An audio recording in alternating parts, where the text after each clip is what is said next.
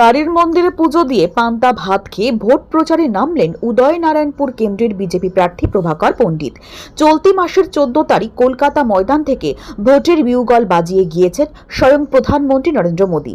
একই সঙ্গে দলীয় কর্মী সমর্থকদের উদ্বুদ্ধ করতে দিয়ে গিয়েছেন একাধিক দাওয়াই। সেই মতো প্রার্থী তালিকা 2 দফায় প্রকাশ হওয়ার পর থেকেই ভোট ময়দানে নেমে পড়েছেন গেরুয়া সৈনিকরা। হাওড়া গ্রামীণ এলাকায় দীর্ঘদিন ধরে দাপিয়ে বেরিয়েছেন বিজেপি নেতা প্রভাকর পণ্ডিত। 2026-এর বিধানসভা নির্বাচনে তিনি উদয়নারায়ণপুর বিধানসভা কেন্দ্র থেকে দাঁড়িয়েছেন।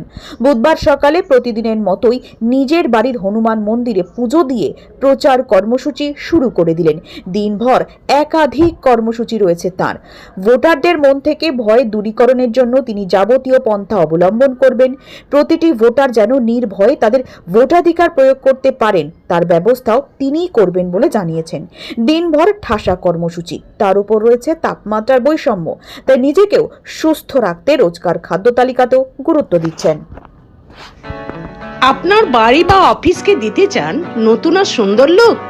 তাহলে আজই যোগাযোগ করুন সানরাইজ অ্যাসোসিয়েটের সাথে।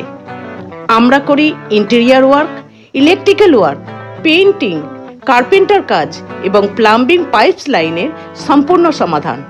ভালো মানের কাজ, নিখুঁত ফিনিশিং এবং সময় মতো ডেলিভারি, এটাই আমাদের অঙ্গীকার। আজই চলে আসুন 56/1 Andul road, Danesh lane, ground floor, Howrah 9। Sunrise associate, আপনার স্বপ্নের বাড়ি আমাদের দায়িত্ব।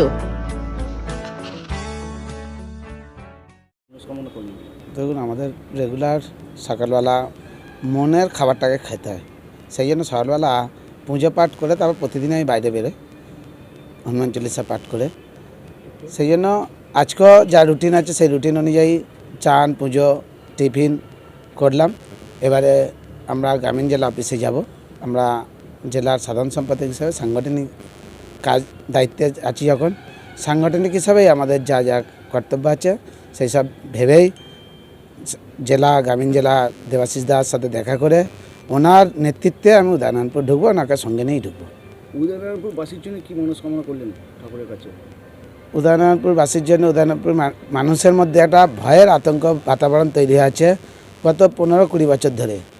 আমি ঠাকুরের কাছে প্রার্থনা করলাম যে মাথা উঁচু করে সম্মানের সাথে উদয়নারায়ণপুর বাসী আগামী দিন বাঁচুক, যে কারো কাছে কোনো কারো মনে যেন কোনো ভয় ডর না থাকে। এটাই আমি ওখানে গিয়ে করব।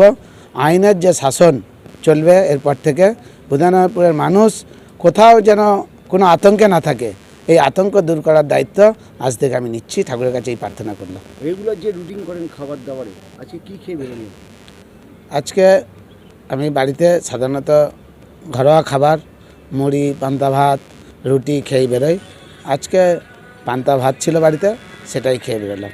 সারাদিন কী কাজ আছে আজকে মোটামুটি? সারাদিন আজকে আমার অফিস রানিয়াডিতে মন্দিরে অনেক লোক ওয়েট করছে, সেখানে দেখা করব, করে গ্রামীণ জেলা পার্টি অফিস হয়ে উদয়নারায়ণপুরে যত তাড়াতাড়ি পৌঁছাতে পারবো। মন খুব ছটফট করছে, যত তাড়াতাড়ি পৌঁছাতে পারবো তত মঙ্গল আমার। কতটা আশাবাদী? আমি বলছি হাওড়া ডিস্ট্রিক্টে উদয়নারায়ণপুর সর্বোচ্চ ভোটে জিতবে। আজকে আমার কথাটা আপনাদেরকে দিলাম, আপনি মিলিয়ে নেবেন।